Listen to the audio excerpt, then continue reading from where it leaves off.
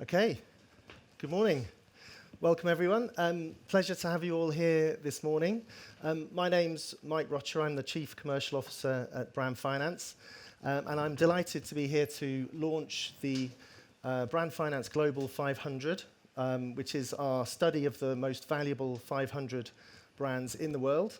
And I'm delighted also to be moderating a panel session on the role of sustainability in rebuilding trust. More on that later. The format for today, I'm going to give a short presentation, about 15 to 20 minutes, and then we'll move to the panel session. So for those of you who don't know Brand Finance, we're a global valuation and strategy consultancy.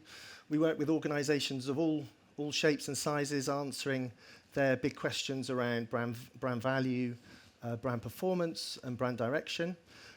More specifically, we work on value-based brand management, so helping companies to manage their brands on an ongoing basis, but with a particular focus on data and value creation. We work on analytics mandates, so looking at the ROI of marketing initiatives, for example, sponsorship initiatives, or looking at business cases to invest in brand. We work on strategic mandates, so helping clients to set a strategic direction and supporting those strategic decisions with financial analysis and analytics. And finally, we work on transactions and disputes, so helping to uncover the real value of brand and other IP in deals and resolving disputes between shareholders or with tax authorities, for example. Lastly, we've been at the forefront of setting the international standards around brand valuation and brand evaluation.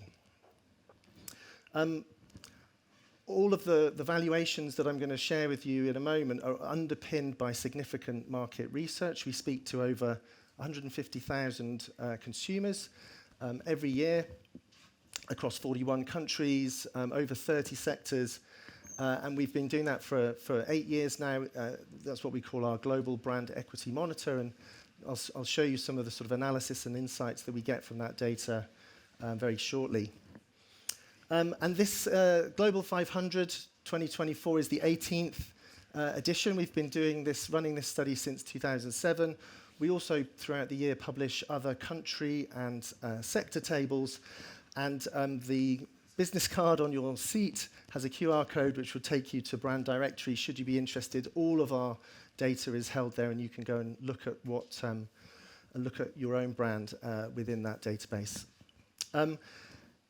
This study and all of the other studies we publish are Brand Finance's investment in promoting the value of brands as business assets. So, if we look at the total value of the Global 500 this year, it's reached an all-time high of $8.6 trillion. So that represents, on average, across the 500, 23% of enterprise value. Enterprise value being, the total value of a business. So we can say that brand assets represent approximately a quarter of total business value. And some work that we did with LGIM recently. So LGIM is the asset management arm of Legal & General, the insurer. We've launched an ETF with them, a thematic ETF on brands. And the analysis that LGIM did on the top 100 brands in our study from 2016 to 2022 showed that those 100 brands outperformed on shareholder yield, delivered 23% more shareholder yield, 19% higher return on equity, and 18% higher operating margin than other mega cap peers in the MSCI World Index. So all of this to say that brands are incredibly significant assets for business and should be managed carefully, as carefully and with as much rigor and attention as physical assets or other forms of intellectual property within your business.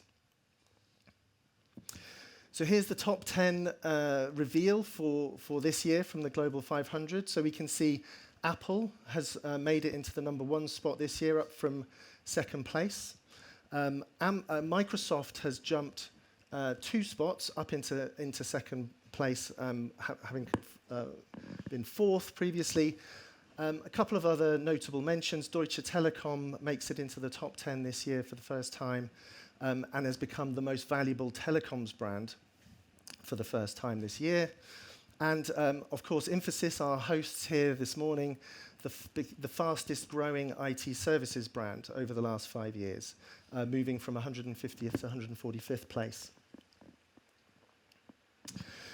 The other thing, what you will have noticed on those, if we look at those top 5 brands, a big trend within our study is the increasing dominance of technology brands. The top 5 brands alone represent $1.6 trillion of value. And that's 19% of the value of the global 500. So the top 5 represent almost a fifth of the value of the 500. There's a lot of fives in there. And that sort of increasing dominance of technology, and with those companies investing huge amounts in this race to AI that we're hearing about a lot at Davos this week, is really kind of the backdrop to Davos. And with the sort of increasing tensions that this may result in over time, the impact on jobs and the impact on society, this is things that are being debated around Davos extensively this week. And we think that we can start to see some of these things coming through in our data, where we've got really big winners this year in Microsoft and Nvidia, clearly winners in the AI space at the moment. There are some very technology-centric sectors like semiconductors, internet and software, electronics, all growing significantly. And we can see consumer-related brand sectors, high street brand sectors, all facing quite difficult headwinds and reducing in value this year. So, with that environment, it's going to be more, and I think these sort of tensions are only likely to grow over time. So it's going to be increasingly important for organizations in this space to manage and maintain their trust over time. So let's talk about trust for a little bit. We've seen some trust kind of winners and losers, I think, in the study this year. Tesla dropped out of the top 10 for this year, and I think we should probably read this slide from right to left, because I think we've seen a lot of kind of influence by negative press, I think, in the media, both around Tesla itself and some of the actions of its kind of mercurial CEO. And what we see is that kind of playing through into our trust data. So through the Global Brand Equity Monitor study, we can see quite a significant drop-off in trust for Tesla. Market research metrics often are relatively stable, so this is a reasonably significant drop-off in trust, particularly just in 1 year, and that plays through into the fall in value for Tesla this year, as dropping 12% and dropping out of the top 10. On the flip side, we can see Microsoft, obviously a very big winner this year, and a real leader and built a brand that's really built on very solid trust foundations. Huge growth this year. When we look at the technology category, we do something called drivers analysis, which is to understand the relative importance of different attributes in driving consideration of brands in that sector. In the technology sector, trust is the #1 driver, and Microsoft is the second brand globally on trust. And we can see why that's the case. There's plenty of evidence of the initiatives that Microsoft are undertaking around digital safety, how they're developing AI, that's really sort of underpinning that strong trust that people have in the brand, which I think really comes down right from the very top of the organization. So this is some more data from our Global Brand Equity Monitor, where we can see that there's a clear relationship between trust and consideration. Now, for the statisticians among you, that there's an R² of 0.68, which means a pretty good explanation, essentially, of the fact that trust and consideration are very closely related. correlation does not equal causation, of course, but we can see a clear sort of evidence here of the link between trust and whether you'll be considered as a brand by people. And if we can sort of unpack a little bit how trust is such a strong driver of brand value, this is what we call kind of the brand value chain. So if we think about how strong brands create value for their organizations, strong brands give utility, they give value to customers. They help to simplify choice. They reduce perceived risk, and they amplify emotional benefits. And together, that utility value influences behaviors positively. It means we're more likely to consider the brand, and as a result, we're more likely to repurchase, we're more likely to pay a price premium, we're more likely to drive revenue, which in turn drives revenue and profit margin. The other thing that strong brands do is drive reliable earnings, and which reduces risk, because it makes our earnings more sustainable over time, and that increases value. So that's brand value, but this works at a business value level. Why strong brands influence business value, not just brand value. So then if we unpack trust, there are three elements of trust, really. First of all, there's competence. So, won't let me down. I think about Toyota, for example, from known for reliability, or in the B2B world, you're going to choose a provider who you know is not going to let you down because you have your own reputation to manage within your organization. Benevolence. So this is a brand or a company that's on my side.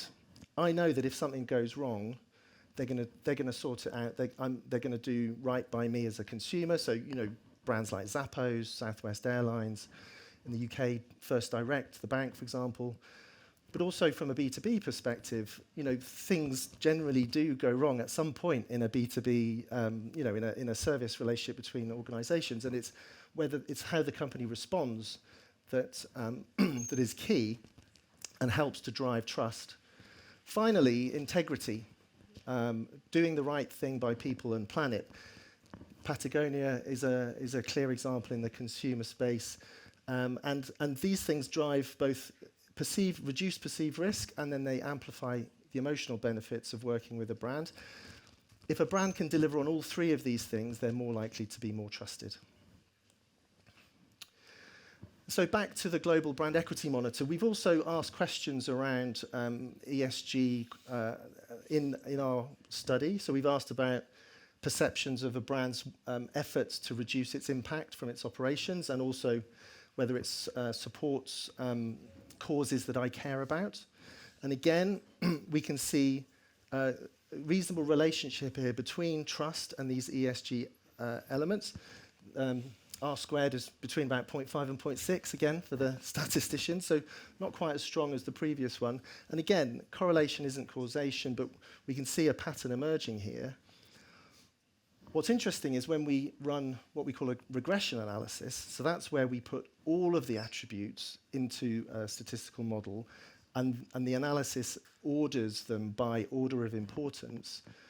We can see in the consumer space that these environmental attributes are still ranked relatively low for consumers. The green bar is kind of the environmental. All of these others are other things that drive choice. This is analysis in apparel, automotive and technology. We've done it across all sectors, but just to exemplify the point. And you can see value for money, still kind of very high up for consumers. But what's interesting in B2B, so we've also run we've done a separate piece of research for business transformation leaders. And so we can see that ESG elements are actually much more important in the B2B space. So the right-hand chart shows drivers of reputation, where you can see those ESG attributes really significantly high up the pecking order. And even with drivers of consideration, they're kind of moving their way up into the middle there. So really increasingly very important in B2B. So what should organisations be doing to communicate the initiatives and the things that they're doing around sustainability?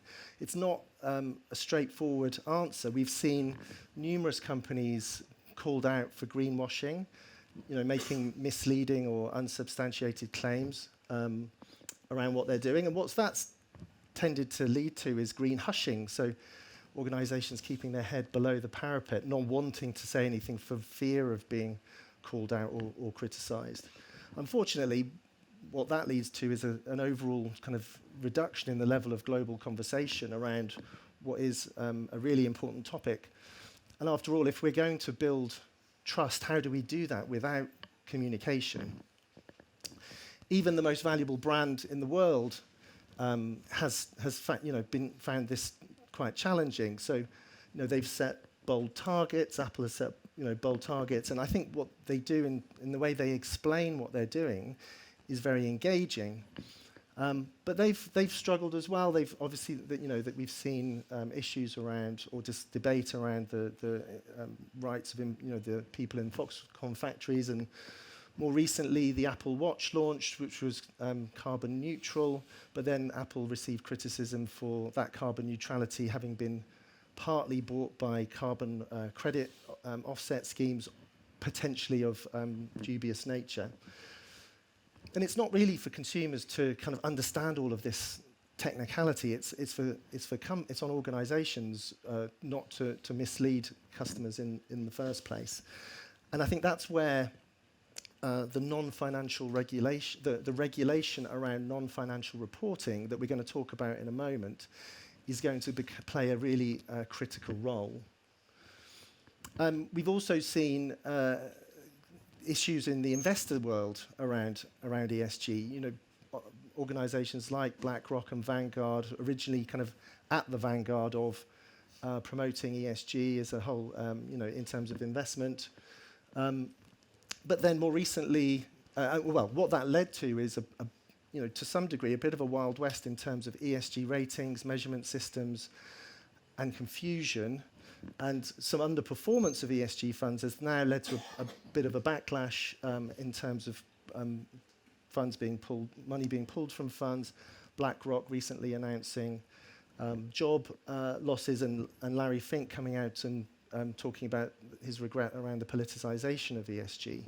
And again, the regulation around non-financial reporting is going to play a critical role in helping to clarify and improve that area for the investment world. What is happening from a regulatory perspective? I'm going to let the experts tell you in much more detail in a moment. But at a high level, what we're seeing is a shift from a number of independent voluntary disclosure frameworks through to a much more integrated, compulsory set of frameworks from the IFRS and from the EU, which will bring greater rigor, comparability, and transparency to measurement. And what does that mean to the communication and the green hushing debate? Well, first of all, I think the ability to greenwash is going to become much harder or disappear completely because we're going to have much more standard and comparable reporting across all companies. So it's simply going to become very, very difficult to make claims that you cannot substantiate. Secondly, we're going to probably see a shift across all organizations of heading in this direction, because inaction is going to be increasingly difficult when all organizations are being judged and measured and compared on a like-for-like basis. And I think, lastly, the case for green hushing is probably also going to go away, because organizations who are doing a good job are going to be much more confident in their ability and willingness to speak, because they're going to be able to substantiate and back up their claims with solid and data that everybody has confidence in. So I hope that's teed up the panel session. I'd like to welcome onto the stage now Sumit Virmani, Chief Marketing Officer of Infosys, Heather Johnson, VP Sustainability and Corporate Responsibility at Ericsson, and Jeff Turner, Independent Advisor and also a senior advisor for WBCSD, formerly head of sustainability at DSM.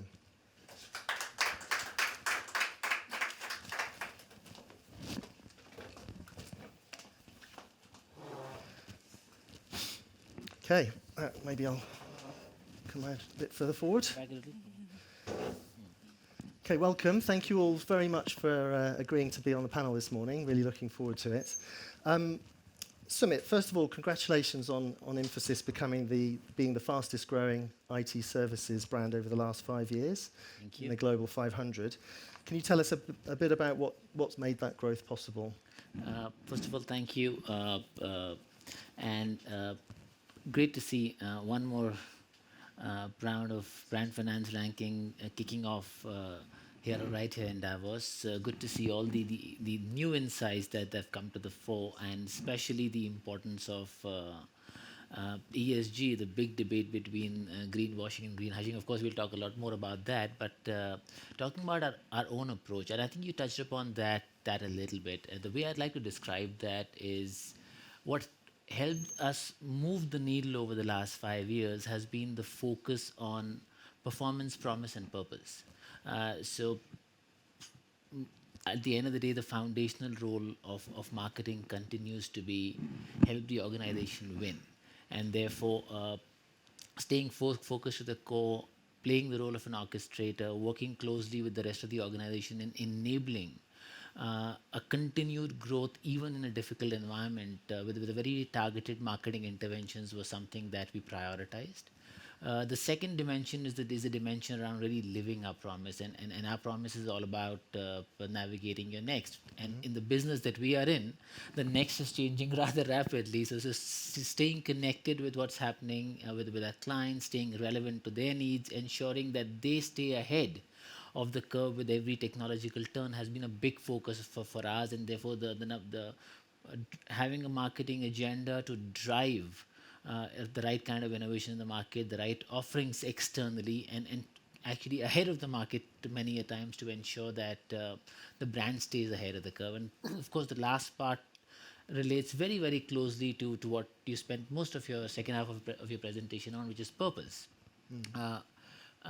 At the end of the day, despite a difficult year, if I may say, that the purpose has had over the last 12 months, we foundationally believe that it's the core to who we are, and if we really have to believe in the true value of the brand, then brands exist to serve the larger collective good, and that will require it owning and communicating its commitment to the larger societal goals, larger sustainability goal, larger planet goals. So a continued focus on performance, promise, and purpose is what I believe has been foundational to some of the continued evolution we have seen. Very good. And the economic slowdown is kind of creating some pressures on organisations to scale back investments, sort of scale back investment in brands, scale back investment in ESG. So how's Infosys responding there? Well, I think the pressure on discretionary spend is a reality, and I think no organization or marketer has been spared that constraint. Having said that, I guess the real question simply is, how do you find the right balance between short term and long term? And what typically happens whenever there's a slowdown, marketers tend to shift gears from long-term play to here and now play, and that's something which possibly can actually be a difficult choice. But what we have tried to focus on is that at the end of the day, research has shown over the years that brands that continue investing through the downturn usually are better prepared when the market is ready to bounce back, both in terms of market share gains and positioning gains. And therefore, we've tried to find the right balance between focusing near-term growth, but also continued investing in the long term, because we would like the brand to be prepared for the turn that hopefully is sooner than later. Great.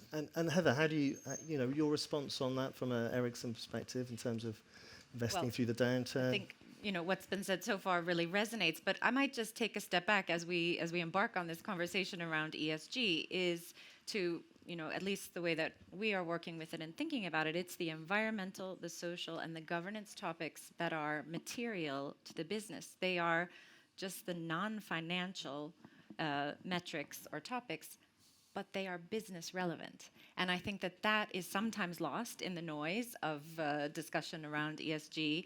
And so I think, to your point, it does require a continuous investment in, because it is really about the resilience of your company for the long term. So it is about ensuring that you're thinking about the health, safety, and well-being of your employees. It's about your supply chain,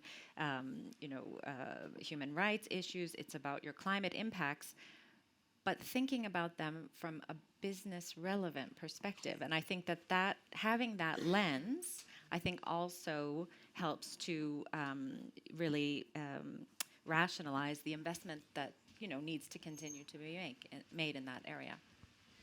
Yeah, I suppose we always, as brand builders, we always talk about the importance of thinking long term, and the fact that you invest in a brand and that is going to pay dividends in the future. And I think the same really applies for ESG. It's got to be framed as that, kind of giving you that long-term resilience. If I could just add to that, I think the other thing is that it's also about how you're twinning the business impacts to the work you're doing here. For example, if I take sort of the climate perspective and climate impacts, our biggest impact is our portfolio and use. We're a network provider of mobile technology. And so to be able to deliver the most energy efficient products to our customers is reducing their energy cost, it's reducing their energy use, and it's reducing their environmental impact. And so it's kind of that, bringing together, while it's a non-financial sort of metric, so to speak, it has a business relevance and impact. And Cheif, so you've worked with a leading ESG performer as head of sustainability, and you advise other companies, including your role at World Business Council for Sustainable Development. Can you talk about what's happening with corporate disclosures and how this might affect perceptions of performance, and what should companies expect? Sure, yeah. Well, I really like your remarks, actually. I'd like to very much build on the fact that ESG performance is the same thing as business performance, and that's really what's reflected in what's happening in the disclosure space.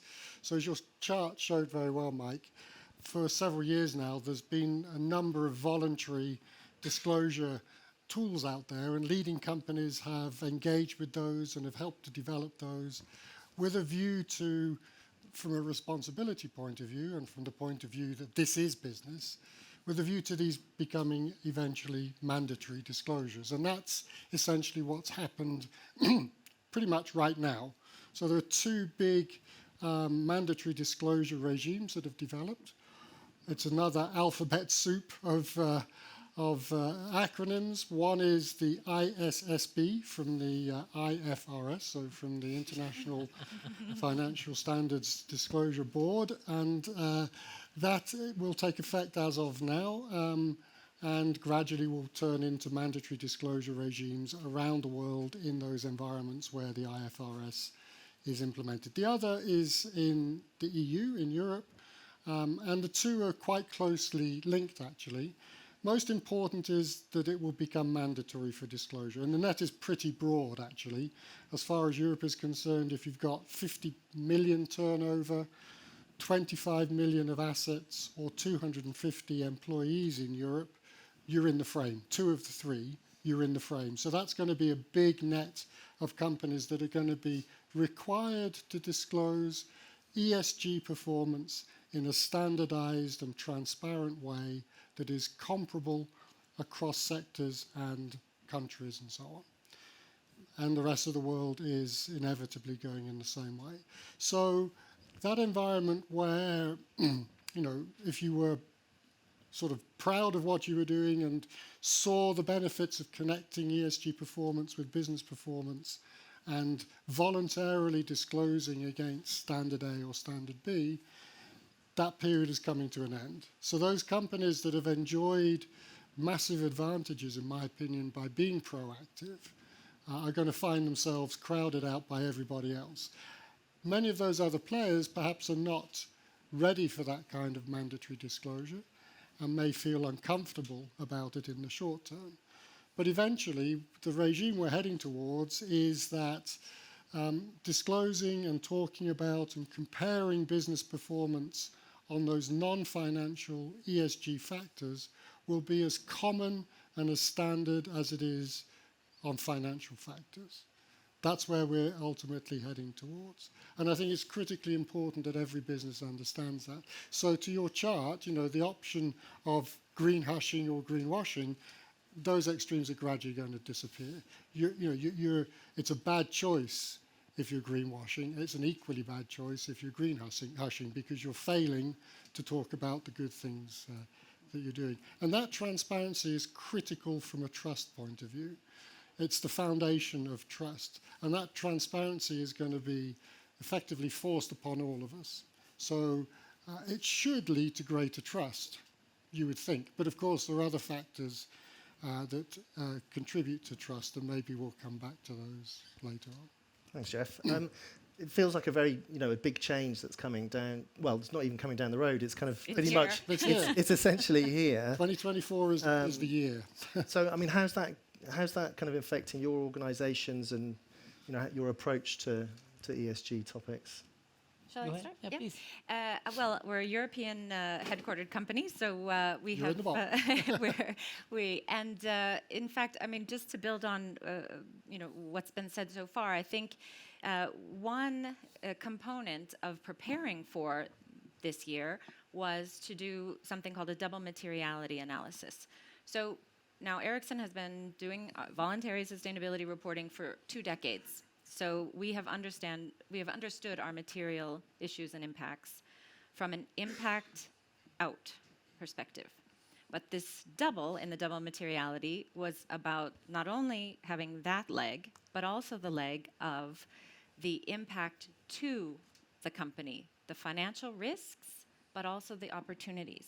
And I think here is where we do start to make that link around non-financial topics, but business relevance. We articulate that much more clearly. And to your point about sort of building the trust and setting the tone from the top, I mean, we could, of course, have taken this exercise as a pure compliance exercise. I mean, compliance is a catalyst. We have to do it. But in discussion with our CEO, he said, well, compliance is the catalyst, but let's make this valuable to us. Let's make this an opportunity to embed this thinking, this understanding across the company. Because I think as well, it helps to engage all sectors of the company, the sourcing team, the travel management team, the product developers, just to really understand that every part of the company has an impact on these topics. And so while I would say just the conclusion of the analysis, it wasn't sort of this huge epiphany. It was very much validating a lot of what we have known and what we have reported on. But the exercise in and of itself actually was highly valuable to start to sort of coalesce more of the company around putting focus here and getting more attention. And so how does this going to affect? Just to add to that, I think in some sense for us, we're rather sitting in a comfort zone here a little bit because our founders were possibly had the foresight to embrace the idea of sustainability a lot before, many decades before there were actually guidelines on by when you got to go carbon neutral. In fact, Infosys went carbon neutral way back in 2020, about 3 decades before the so-called Paris climate deadline, and we've also gone ahead and articulated our 2030 goals quite clearly, which we've been reporting possibly across all key standards voluntarily for many years now. But having said that, I think the key point here is how you look at sustainability intrinsically within an organization. Do you look at that as something that comes to you naturally, or are you driven by external factors? To me, I think the real opportunity here is ESG certainly is a trust builder today. ESG certainly is a differentiator today because the consumers have already moved ahead. I mean, whether we like it or not, the consumer decisions are already being driven by brands that are showing responsibility. Your business decisions, people love to buy from like-minded companies who actually have a common platform on their thoughts towards ESG. The market is actually valuing you accordingly. So some of those are coming. The question is, are brands going to use this as an opportunity to comply, or will they use an opportunity to differentiate? Are there particular risks that you're kind of particularly high on the agenda for you, or things that you're kind of particular watch outs that you'd have for the audience here? Were you addressing that? To anybody? That's a question for anyone. Let me actually take that. I think the risk, the biggest risk is of not doing anything. Yeah. My sense is staying still is not an option. If you do not have a internally driven agenda for ESG, then in any case you have a problem. Because the first step is actually to embrace it internally, articulate both as part of your purpose as well as part of your externally disclosed measures. Because in the absence of that, you'll be stuck in one of the two corners. And you don't want to be stuck in one of the two corners. You want to be the top right-hand corner of the matrix that you've been talking about. I might just say, and completely agree with that, and maybe it's not the risk so much as there is a complexity too. So talking about embedding sustainability and, sort of taking this first step, imperative and so important, but it is not easy. No. I mean, and so it is also about sort of continuing to build that into the organization, that understanding, that awareness, and really setting in sort of mechanisms to continue to develop in those areas. Yeah. That's maybe what I'd say. Yeah, I think the real risk is a delivery risk, right? We've gone through a period also where a lot of business has understood its responsibilities towards the climate, towards nature, towards society, and is starting to set bold goals that are aligned with the Paris Agreement, for example.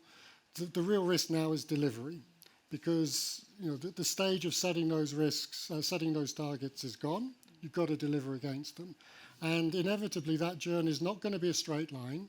It's going to be bumps along the road, and if you're not speaking out when you're doing well and taking the opportunity to say we're on track and we're ahead of track, then when those bumps in the road inevitably come and you have to say, mea culpa, this year this happened, we couldn't do it, but we're on track, you're going to fall into a gap there. So the delivery is a real big challenge. And I would just like to emphasize that point about also, I mean, in that transparency and in this disclosure, it is also about saying where you do fail. I think you're not credible if it's Exactly. only about, I think you start to sort of lean into the green washing lens because it is complicated. Absolutely. And it is, steps need to be taken. So I think that there has to be also a confidence in the company to understand Exactly. that having that long-term view to get to the ultimate goal, like you say, there'll be bumps along the road. I mean, if business is a game of chess, then business in an ESG environment is three-dimensional chess. There are going to be times where you're going to have to reassess your strategy, you're going to have to rethink your priorities, and you're going to have to communicate transparently about those changes that you're making. I was never very good at chess. No, I mean, I'm hoping I might be better at 3D chess. Slight, related topic, slight sort of shift. Infosys, is making significant investments in AI and cloud, both areas with societal and environmental implications. So how do you balance the tightrope of building a winning brand in these areas, but doing so responsibly and sustainably? I think there's no discussion in Davos that's complete without a discussion on AI. Right? I had to. Yeah. I felt like I felt obliged. In fact, I was standing at the Panorama Hotel and I decided to just look 180 degrees and say, could I have a view where I don't see AI on the board? And I failed miserably. So the fact is, yes, AI is something that the promenade is obsessed by. That's a reflection of the fact that the world is obsessed by, because we've seen some significant disruptive leaps over the last year. And yes, being a company that's actually sitting at the cutting edge of tech, this is not an incremental innovation for us. We believe it's a disruptive innovation for the world at large. So clearly, the way we are thinking about it is, one, let's distinguish between consumer AI and enterprise AI, because they're completely two different ends of the spectrum, and the way we'll be touched by AI in a consumer way will be, of course, our lives are going to get better, and our lives are also going to get a little more exposed. But at the same time, enterprises, large enterprises, many of them, it possibly is an existential play. So how can you actually, again, one more time, live that promise of ours, which is help our clients really navigate to the changes that this is going to do for their business. And so to help that, what we've done is we've recently, and just yesterday actually, released a viewpoint on actually helping organizations navigate out of this chaos of AI over information that's actually filling our timelines wherever we go. So it's very simple ideas on how should enterprises really approach their adoption of AI. We've already launched a brand, Infosys Topaz, which is a solution in the space. But I think since we'll be sitting here as marketers, the question also is how does it impact the function of marketing itself? And I think that possibly is an area which itself requires a full panel. But and we'll be spending some time on that with Gordon tomorrow. But clearly, I think it's foundational to the way it's going to disrupt the marketing as a function quite holistically. And all of us need to be ready for the deluge that's coming our way. Cheif, is there a trust deficit in business? And if so, are sustainability topics like climate and AI to blame, do you think? Well, well, first thing to say contextually is the Edelman Trust Barometer just issued again recently, and I'm sure you all have noticed that trust in business remains relatively high. I wouldn't say that that's necessarily a reflection on business, more a reflection on everything else. governments and everything else, perhaps. So but let's take it for what it is. So I actually think the question is whether moving towards a more transparent ESG environment presents a risk to the trust that exists in business. And, we talked about the transparency component. We've talked about the delivery component. Consistency is also an important driver of trust. And businesses need to be, I think, aware that there's an expectation over time that we're not going to be surprised, that this business that we've come to rely on, and you showed some great examples actually from media of how businesses have let us down by being inconsistent. So if you're consistent, you're transparent, and you're performing, you're delivering, the one thing that can undermine trust is acting in self-interest, right? And we see that with individuals. Perhaps you can think of any leader, perhaps that you might say, it's a bit self-interested what they're doing there.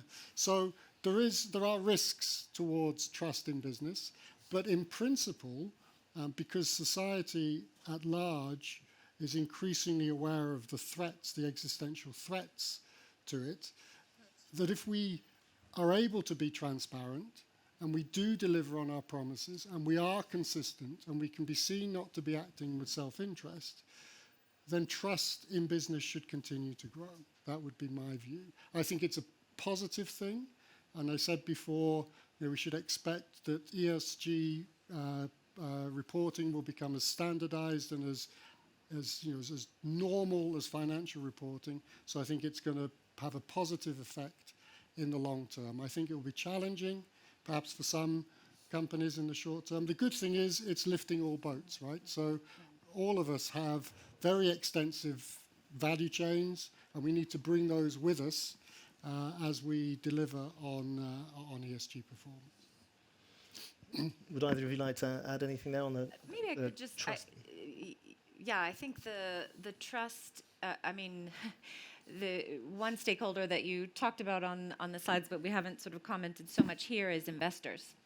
And really, I think again, I totally see this as the opportunity to start to again make ESG metrics more business relevant, really, carry that conversation forward. But it is, we should also remember that non-financial reporting is at its infancy if you compare it to financial reporting.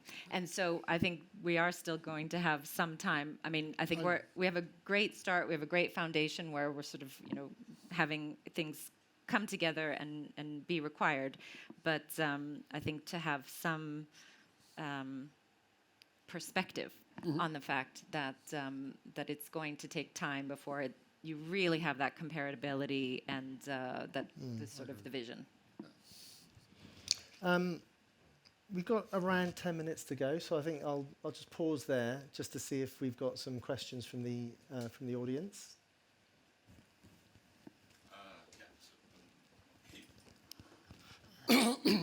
Yeah, so we covered a bit of greenwashing in the beginning of your presentation, and I think the question of why so many people do green hushing is that a lot of people are expected to be uncomfortable for the sake of our climate. So we use the other kind of straw, which is not very good so far. You take the tram instead of taking your comfortable car to wherever you need to get to, and with companies and brands, the big brands, do you think the stakeholders and the tops of the company today are ready to feel uncomfortable with the new rules coming in?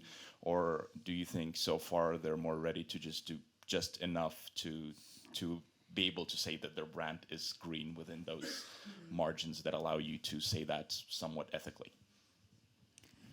You want to take that? Shall I? Go. I have something to say, but go ahead. Okay. So, see, the way I see it, there is no one size fits all. My sense is, if you look at a sample of brands, you'll possibly realize that they're at different ends of the spectrum, and it's largely determined by how they look at ESG integral to their business strategy. If ESG has been integral to who they are and what they believe in, there would be possibly really a need to do greenwashing or green hushing. But on the other hand, if compliance or upcoming compliance is a driver for you to be seen as green rather than something you believe in being green, then you possibly have the challenge that you talked about. But the way I see it is, profit and purpose can go hand in hand. We've already seen that shown by different brands. The way has been shown by multiple brands around the way. So as long as that's something you can embrace as a business, integrate it into your purpose, and you're driven with the intent, then I guess you're in a happy space in terms of both differentiation and trust building. But if not, you really run the risk of being called out for greenwashing. And maybe I can just add too, I think one thing is, of course, you can't sort of solve a problem or tackle an issue until you really understand it. So I think first and foremost for those companies that are also embarking on it is to really understand where your impacts are, in the supply chain, in how you operate, in whatever product or service you develop. And then to really also understand what are the meaningful interventions to be able to then take, if we take the climate example, to take meaningful action there. So it might be, as a first step for us, we've set our net zero trajectory. Our CEO was so clear. He said, the only thing I know about 2040 is that I will not be the CEO of this company then. But he took the perspective of, I want to ensure that what we set today paves the way for whoever is leading the company then. And I think that that's a really, it's just, a great place to start there. And then also, I work for a company of engineers, so it got very concrete. And, to reach net zero 2040 across our value chain, that means we have to halve emissions by 2030 across the value chain. So you start to concretize it, and then you are able to sort of, okay, so for suppliers, that means this. For the way we run our company, the tiniest impact of our whole, climate impact is on business travel. But anyway, we still, we could have just said, it's truly a drop in the bucket in comparison. But we said, instead of what we had done historically, which was, let's incrementally reduce we said, no, we're flipping the script. We're setting a cap. We are not going to go beyond 50% of business travel emissions than 2019, because we took pre-pandemic. We thought that was fair. But again, and I think it is just about, finding meaningful action, understanding your impacts, and then being able to talk about them. I also think it gives companies and business leaders a confidence in that, because I think the green hushing comes from a lack of confidence. Ooh, we don't want to claim something so the more you can do to be concrete, 2040, it's a great headline. It's an easy commitment to sort of make. But if you're able to then talk, just sort of make it more real, I think you're setting yourself up for, success. Yeah. It's great to hear these inspiring stories. And there are, quite a few of them around. Unfortunately, nowhere near enough, right? There are 2,000 companies or so that have made, let's talk about climate, who've made a science-based target commitment. 2,000 companies. The ICC has over 2 million company members. So there's a huge gap between those that are proactively so far taking action, saying we have a target that is aligned with the science and we will deliver, even though it's multi-generational, even though it's beyond the time frame of this current CEO, we're committed. That's 2,000. We've got 2 million members of the ICC that are, the majority of them, not saying anything yet. And I think that a lot of them just don't know what to say. I don't think they're consciously choosing not to say something and doing good stuff. That would be great. If you've got 2 million companies that are just quietly getting on with it, that would be nice. But that's not really likely, right? Unfortunately. So those people that are loud and proud and are setting the agenda and have big value chains and great customer bases need to continue to do those things. But we need that change in the disclosure environment to force everybody up a little bit as well. And I think that's the positive that's happening, but we'll need to continue to keep pushing on those topics. But just to add one thing, I think that is the 2,000 companies have value chains, they have supply chains. Exactly. I mean, so there is a catalytic effect from those 2,000. It's just that you need to sort of get that ripple going. Thank you for that question. Any other questions? Yeah. Hello. Thank you for the remarks. Is wonderful. I work at a carbon removals company, and I was curious the dichotomy between disclosures, which, as much as we're trying to modernize and standardize them, they are quite dry. And so, Sumit, as a marketer, I would love to hear your thoughts on this dichotomy between storytelling around a multi-generational approach to legitimate net zero outcomes that are far beyond the leadership team goal today. This is a narrative, a story, and disclosures, which is a densely packed multi-page dossier, right? Like, how do you speak to these two different audiences? And then that's one question. And here's my last one. How do you make this stuff pay off? So Heather, at Ericsson, obviously, like, you have your customers, you have your investors, you have your own employees.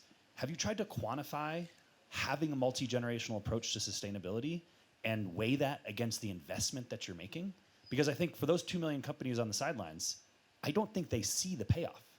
I don't think they see, if I put my money here, I get back yet more on the other side of this from one of those three stakeholder groups.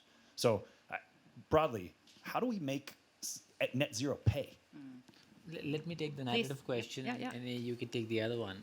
So I guess from a narrative perspective,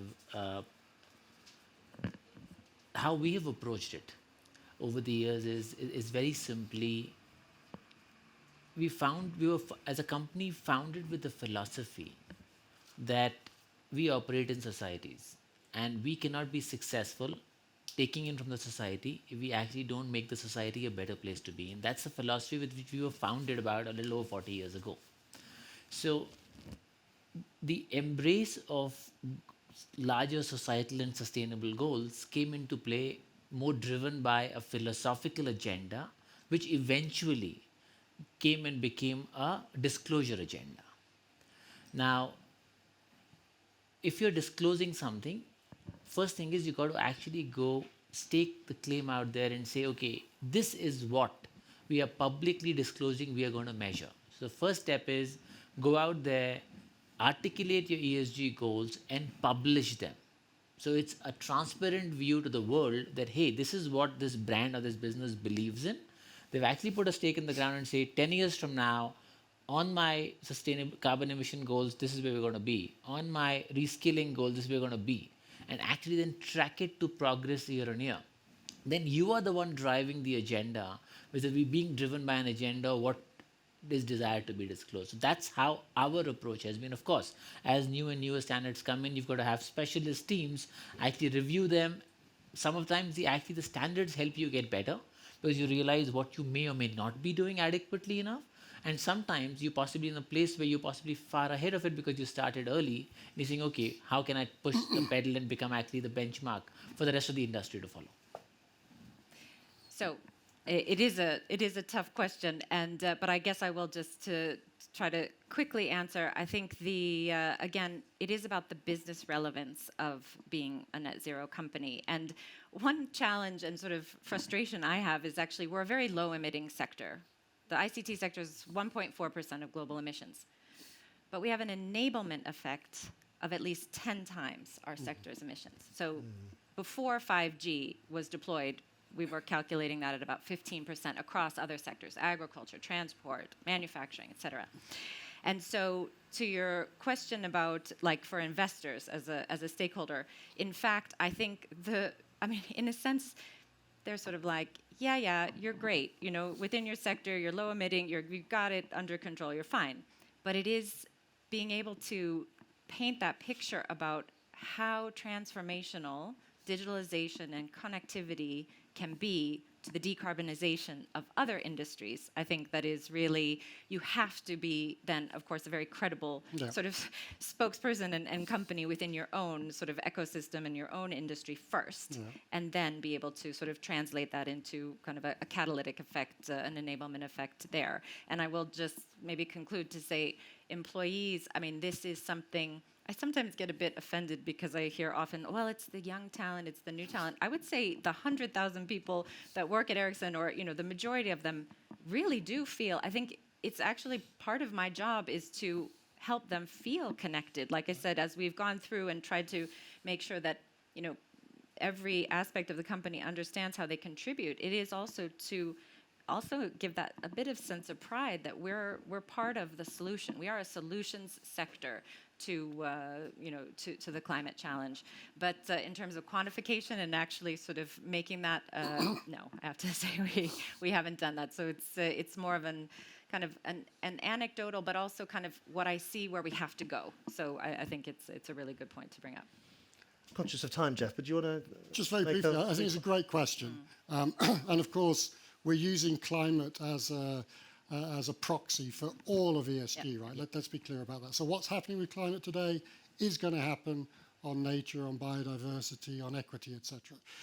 But your point about connecting storytelling with the functional stuff is so key, and that's why these examples are so great, because to be authentic, to be able to project and advocate for the change you want, you're most likely to be perceived as authentic if you're actually doing it. So you really have to have leaders in companies that are connecting the day-to-day jobs of everybody and how they contribute and how you deliver to your customers and how you advocate to the outside world.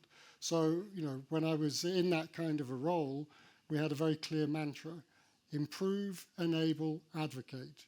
You do what you have to do yourself inside your own organization.